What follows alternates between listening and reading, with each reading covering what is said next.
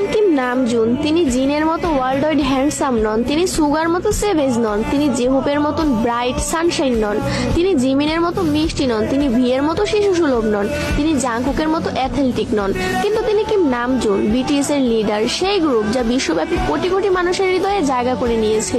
তার আইকিউ 148। তিনি গণিতে একজন জিনিয়াস। উচ্চ মাধ্যমিক পরীক্ষায় দেশের শীর্ষ 1% স্থান পেয়েছেন। কোরিয়ার টপ 1% বুদ্ধিমান মানুষের তালিকায় আছেন।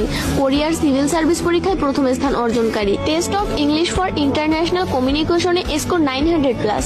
ডেবিউর আগে ছিলেন একজন আন্ডারগ্রাউন্ডার র্যাপার, ইলেকট্রনিক ইঞ্জিনিয়ারিং এ স্নাতক। শুধুমাত্র ফ্রেন্ডস সিরিজ দেখে ইংরেজি শিখেছেন।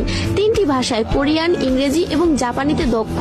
গ্রামি রেকর্ডিং একাডেমির সদস্য, ইউনিসেফ অ্যাম্বাসাডর, জাতিসংঘে বক্তৃতা দিয়েছেন, Samsung ambassador, Big Hit share holder, কোরিয়ার সাংস্কৃতিক সম্মাননা পদকপ্রাপ্ত, কোরিয়ান মিউজিক কপিরাইট অ্যাসোসিয়েশনের সদস্য যার 160টি ক্রেডিট আছে।